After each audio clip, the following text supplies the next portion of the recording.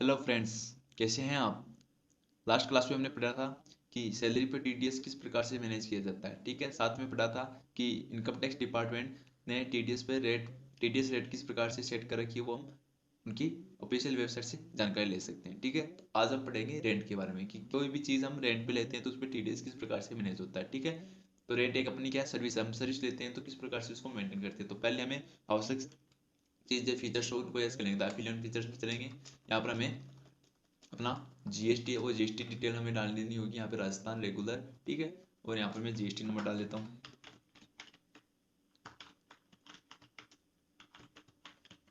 Monthly payment होगा, यहाँ पर वे बिल नो रख के इसको मैं एक्सेप्ट करवा रहा हूँ। ठीक है, इसी प्रकार टीडीएस की डिटेल हमें यस कर लेनी है। ठीक है, और टीडीएस की डिटेल फिल आउट कर लेनी है कि क्या हमारी टेन नंबर है। ठीक है, टैक्स डिडक्शन नंबर क्या है। ठीक है, ये सब हम कंपनी लेते हुए यहाँ पर ब्रांच आ जाएगी। ठीक है, जो भी चीज़ है वो हम फिल कर देंगे। ठीक है, और इसको एक्सेप्ट करवा देंगे। लेंगे हम टीडीएस ऑन रेट, तो यहाँ पर वाउचर में चलते हैं। ठीक है, यहाँ पर मैं परचेज में चलता हूँ अपना। ठीक है, यहाँ पर अपना सप्लायर इनवॉइस नंबर कितने हैं, सप्लायर इनवॉइस नंबर लगा देंगे। यहाँ पर डेट लगा देंगे, यहाँ पर पार्टी का नेम लगा देंगे, जो भी पार्टी है। ठीक है, सन्ड्री क्रेडिटर्स हैं। ठीक है, बिल बाय डिटेल को यस रखेंगे, इसमें टीडीएस डिडक्शन को यस करेंगे। ठीक है, यहाँ पर हम उसकी पार्टी का टाइप चुन लेंगे, तो जैसे कंपनी रेजिडेंट है या फिर कंपनी नॉन रेजिडेंट है, बॉडी ऑफ इंडिविजुअल है, इस प्रकार से गवर्नमेंट फर्म या कोऑपरेटिव सोसाइटी वगैरह है तो वो हम सेलेक्ट कर लेंगे। तो यहाँ पर कंपनी रेजिडेंट है, इसको मैं सेलेक्ट करते हुए यहाँ पर उसके पेन नंबर डाल देता हूँ। जो भी पार्टी उसके पेन नंबर मैंने डाल दिए हैं, यहाँ पर उनकी जीएसटी नंबर डाल देंगे।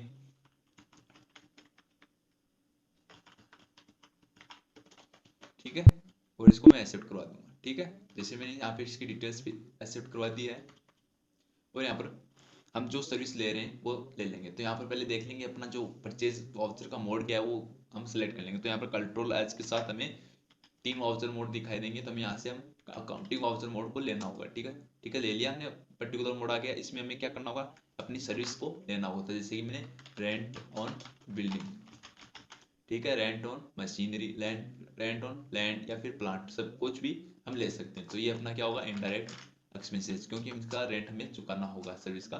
तो ये जीएसटी एप्लीकेबल रखेंगे, जीएसटी एस रखेंगे, और यहाँ पर परचेज टैक्सेबल रख रहा हूँ मैं। परचेज टैक्सेबल इसलिए रख रहा हूँ क्योंकि मैं क्या कर रहा हूँ, मैं ये मान रहा हूँ कि हमारी जो पार्टी है सामने वाली वो रजिस्टर्ड पार्टी है। अगर आपकी रजिस्टर्ड पार्टी नहीं है तो यहाँ पर आप परचेज फ्रॉम रजिस्टर्ड डीलर, ठीक है, टैक्सेबल, ये चीज़ें आप सेलेक्ट कर सकते हो। लेकिन मेरी पार्टी रजिस्टर्ड है तो परचेज टैक्सेबल ले रहा हूँ मैं। यहाँ पर उसकी रेट्स फिल कर रहा हूँ 18%। ठीक है, और इसको सर्विस में लेके एक्सेप्ट करा रहा हूँ। यहाँ पर जीएसटी टीडीएस को मैंने एप्लीकेबल कर दिया है। ठीक है, यहाँ पर नेचर ऑफ पेमेंट को आपको क्रिएट करना होगा, तो अल्टर सी से आप क्रिएट कर सकते हो। ठीक है, यहाँ पर आप बाई डिफॉल्ट भी टीडीएस हेल्पर के साथ, यानी कि आप टीडीएस हेल्पर का भी यूज़ कर सकते हो। ठीक है, उससे की मदद से आपको यहाँ पर क्या होगा, अपना जो सेक्स नेचर ऑफ पेमेंट ऑटोमेटिक आ जाएगा, सेक्शन ऑटोमेटिक आ जाएगा, पेमेंट कोड आ जाएंगे, और ये सभी फिल ऑटोमेटिक फिल हो जाएंगे। अगर आप मैनुअल फिल करना चाहते हो मैनुअल भी फिल कर सकते हो। जैसे कि मैंने बनाया कि rent on building and land. ठीक है, इसका अंडर सेक्शन आपको डालना पड़ेगा। तो आप इनका अंडर सेक्शन कहाँ पे देख सकते हो, एक तो यहाँ पे आप इनकम टैक्स डिपार्टमेंट की वेबसाइट से देख सकते हो। ठीक है, वहाँ पे आपको पेमेंट कोड भी मिल जाएंगे। ठीक है, या फिर आपको यहाँ से आप गूगल पे सर्च करोगे कि टीडीएस रेटेज, तो उसमें भी आपको मिल जाएंगे। तो जैसे मैंने गूगल से सर्च किया, ठीक है, तो यहाँ पर इनकम टैक्स डिपार्टमेंट पर मैंने मुझे मिल जाएंगे कि मैं अगर रेंट ले रहा हूँ तो रेंट कौन से सेक्शन में आते हैं। तो यहाँ पर देखो उनकी जो सेक्शंस है वो हमें यहाँ पर मेंशन है। ठीक है, तो यहाँ पर अपना जो रेंट का सेक्शन है वो है 194I। ठीक है, ये अपना रेंट का सेक्शन है, तो रेंट का सेक्शन मैं ले लेता हूँ। ठीक है, तो मैं यहाँ पर ले लेता हूँ 194I, ये रेंट का सेक्शन है। ठीक है, साथ में इसमें दिखा रखा है कि प्लांट एंड मशीनरी, अगर आप प्लांट एंड मशीनरी को रेंट पे लेते हो तो आपको क्या होता है, 2% रेंट वो टीडीएस चुकाना पड़ता है। अगर आप लैंड और बिल्डिंग को या फिर फर्नीचर और फिटिंग को लेते हो तो 10% टीडीएस डिडक्ट होगा। तो मान लो आपने लैंड और बिल्डिंग को लेते हो तो 10% होगा, और प्लांट एंड मशीनरी को लोगे तो 2% होगा। ठीक है, इस प्रकार से आप यहाँ पर पूरी सूचना सेक्शन वाइज देख सकते हो। ठीक है, या फिर TDS official website income tax department की वेबसाइट पे भी जाके देख सकते हो, वहाँ पे आपको पेमेंट कोड वगैरह भी मिल जाएंगे। तो मैं एक बार ऐसे एग्जांपल के लिए कुछ रख रहा हूँ। ठीक है, फिर यहाँ पर आएगा आपका limit for a single bill. ठीक है, इसको हम डिसाइड कर लेंगे। अगर आपके पास ये कॉलम शो नहीं हो रहा था, अब 12 प्रेस करेंगे, यहाँ से हम अलाउ सिंगल बिल वैल्यू को यस कर लेंगे और यहाँ पर विदाउट पेन को भी यस कर लेंगे। तो यहाँ पर हम जब भी हम कोई भी सिंगल पेमेंट करेंगे इसको, तो कितने पर होगा, वहाँ पे टीडीएस कितना डिडक्ट होगा। मान लो कि 20,000 से अगर अधिक बिल होगा अपना सिंगल, तो वहाँ पे टीडीएस डिडक्ट होगा। अभी आपको सेलेक्ट कर लेना है कि आपकी जो रेट कितनी है वो यहाँ से सिलेक्ट कर लेनी है, ठीक है। तो यहाँ पर रेट कितनी है, 10%, ठीक है। तो मैंने 10% सिलेक्ट कर लिया, ठीक है, 10% में सिलेक्ट कर लेता हूँ, ठीक है। यहाँ पर 20%। अब यहाँ पर थ्रेशोल्ड लिमिट कितनी है, 2,40,000, ठीक है। ये आपको इनकम टैक्स की वेबसाइट पर मिल जाएगा, ठीक है। तो मैंने 2,40,000 पे फिल आउट कर दी। ये चीज़ें फिल आउट करने के बाद में एक्सेप्ट करवा देना, ठीक है। ये सभी सिनेरियो आपको इनकम टैक्स डिपार्टमेंट में मिल जाएगा, ठीक है। यहाँ पे कितना सिंगल बिल है और टोटल कितनी पर अपना टैक्सेबल होता है, ठीक है। ये चीज़ें आपको वहाँ पे मिल जाएगी। मैंने एक्सेप्ट करवा दिया है और इसको एक्सेप्ट करवा दिया, ठीक है। अभी मैं यहाँ पर अमाउंट डाल देता हूँ, जैसे कि अपना 27,000 का इनवॉइस जनरेट होता है, ठीक है।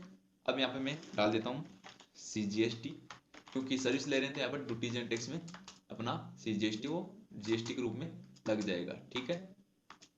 तो मैं यहाँ पर नॉर्मल राउंडिंग ले लेता हूँ 1%, ठीक है। इसको मैंने एक्सेप्ट करवा दिया। इसी प्रकार GST अंडर आ जाए duties and tax, GST, state tax, normal rounding और 1, ठीक है। इस प्रकार से मैंने GST की दोनों लेजर को सिलेक्ट किया, क्योंकि हमारा जो नेचर ऑफ ट्रांजेक्शन है वो क्या लोकल है। लोकल क्या कर रहे हैं हम, सर्विस ले रहे हैं। अगर इंटरेस्टेड हो तो यहाँ पर IGST लगा देंगे, ठीक है। अब थर्ड लेजर आपकी होगी टैक्स की, TDS ऑन रेंट, ठीक है, TDS on rent of building.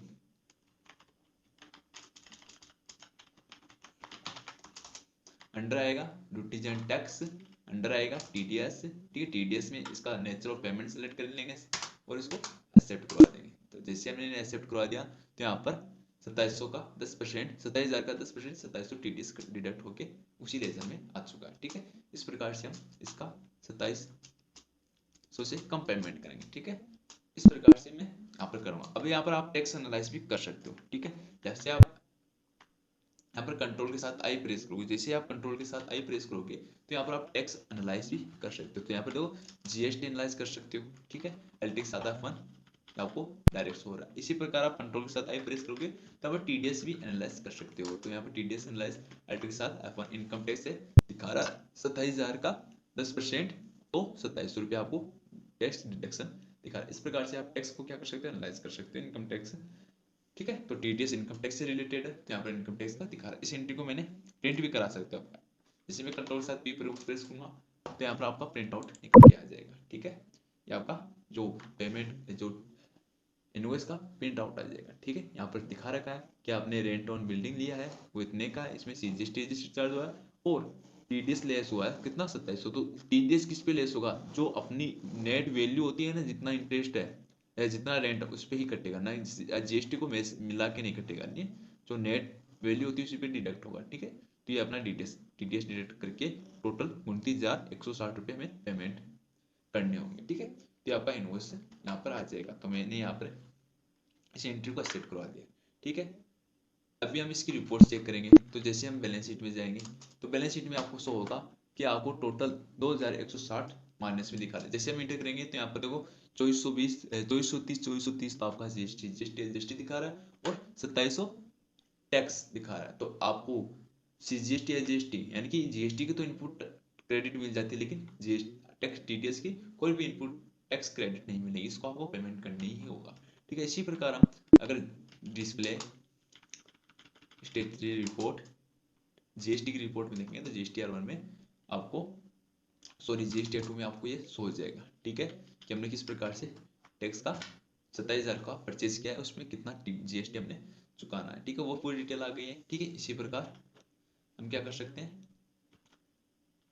GST R3 में इसको टेबल वाइज कंट्रोल के साथ एच प्रेस करके हम इसको चेक कर सकते हैं, ठीक है।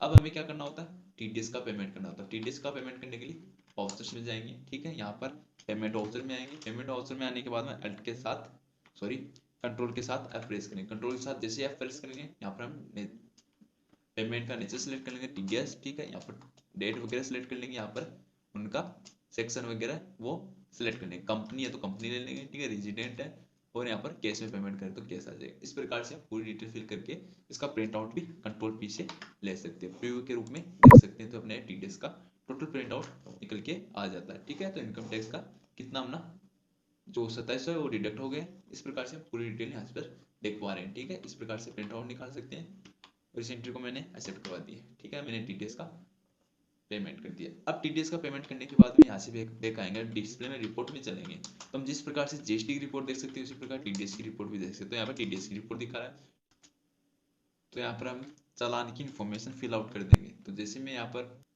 एल्ट के साथ आज प्रेस करूंगा और चालान की डिटेल है वो टीडीएस की फिल आउट कर दूंगा, कि इसमें जो डिटेल्स है वो फिल आउट कर दूंगा, जैसे कि चेक नंबर क्या है, आपने जब पेमेंट किया तो उसके चेक नंबर क्या है, चेक डेट क्या रही थी आपकी, वो फिल आउट कर दूंगा मैं, ठीक है। यहाँ पर BSIR कोड क्या थे आपके, वो यहाँ पर फिल आउट कर देना है, ठीक है। चालान नंबर क्या आपको पोर्टल से मिले थे वो यहाँ पर आपको फिल आउट कर लेना है, ठीक है। यहाँ पर चालान की डेट फिल आउट कर देनी है, ठीक है। यहाँ पर बैंक का नेम सेलेक्ट कर लेना, जैसे कि आपकी बैंक जो भी जिस भी बैंक से आपने पेमेंट किया है उसका सेलेक्ट कर लेना और ब्रांच सेलेक्ट करना है। तो यहाँ पर मैंने जैसे कि ठीक है, ये सिर्फ सेलेक्ट करने के बाद एक्सेप्ट करना था, यहाँ पर चालान की डिटेल सबमिट हो सकती है। अब यहाँ पर हम देखेंगे टीडीएस आउटस्टैंडिंग अपना बकाया नहीं है, ठीक है। लेजर विदाउट पेन अगर कोई है तो यहाँ पर दिखा देगा, ठीक है। रिटर्न ट्रांजेक्शन यहाँ पर दिखा देगा। इस प्रकार से हम टीडीएस को जीएसटी के साथ मेंटेन कर सकते हैं, ठीक है। आज के लिए इतना ही, मिलते हैं अगली क्लास में, तब